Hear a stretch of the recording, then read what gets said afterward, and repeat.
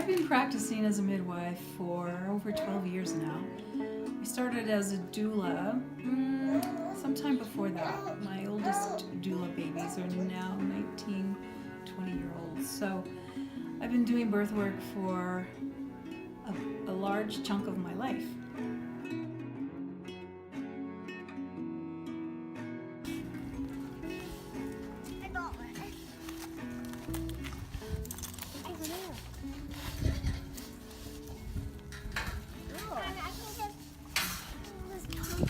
If I were to describe my philosophy of birth and midwifery care, I really believe that the less we intervene, the more we listen to the mother and wait for her body's signals, the better our outcomes. So I guess to put that into one word, undisturbed, I do believe that undisturbed birth is best.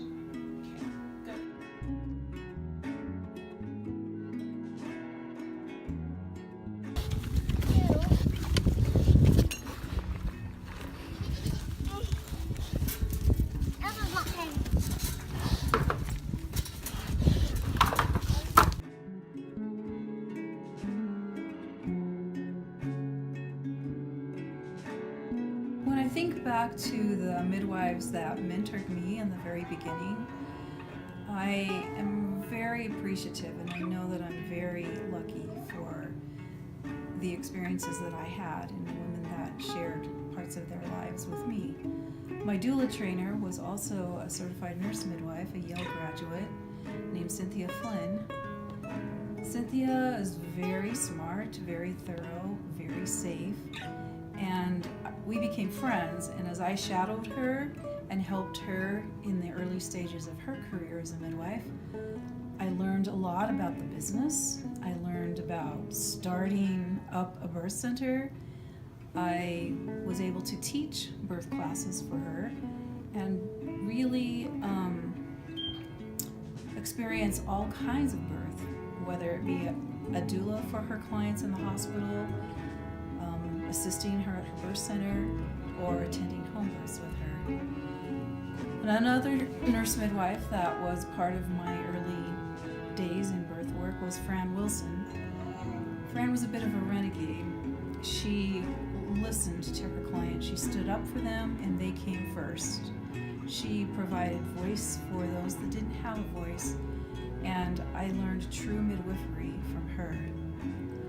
Also, back in those days 20 years ago, a traditional midwife, Deborah Nelson, took me to many of her births, and I remember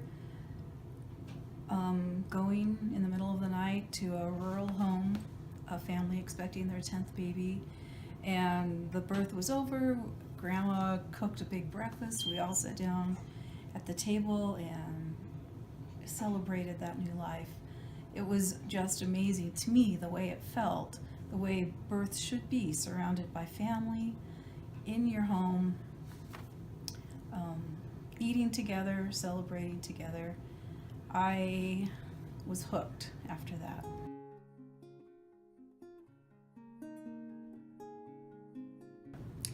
When I moved to Utah 12 years ago, I was ready to start my formal apprenticeship and was fortunate enough to work with Suzanne Smith. Suzanne is brilliant. She's a great midwife. I learned so much from her, especially about the business part. She's a very savvy businesswoman, and that's not the part that comes naturally or easily to me. So I'm so grateful that I could observe her and those really cool things that she did to promote midwifery as a business here in the state of Utah. At that time, there was a lot of work being done by those midwives, Suzanne and Holly and Heather. We attended many sessions up at the Capitol trying to make midwifery recognized as a licensed profession here. What those midwives did tirelessly, endlessly, elevated the profession of midwifery here in the state and provided credibility, really. I remember waiting up that night at the very end of the legislative session, wondering, hoping that this bill would pass, and when it did, it was a great moment. We raised the bar for the profession of midwifery here in the state of Utah.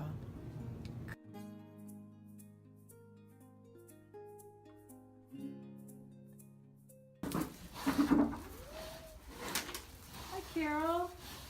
She should be having babies in about 2 weeks.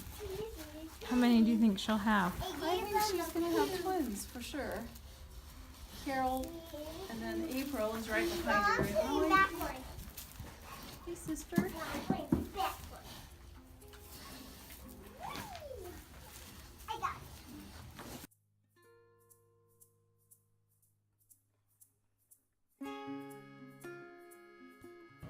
A part of my work that I really love is teaching student midwives.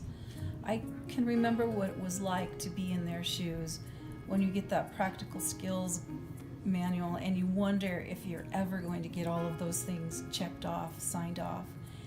And I hope that what I am teaching, what I am leaving with students, is the ability to weigh the skill, the gift of intuition and intellect, knowing and feeling and balancing those things so that you're providing respectful care, paying attention to the woman, listening with your heart at times, and also doing everything that you know to keep her and her baby safe.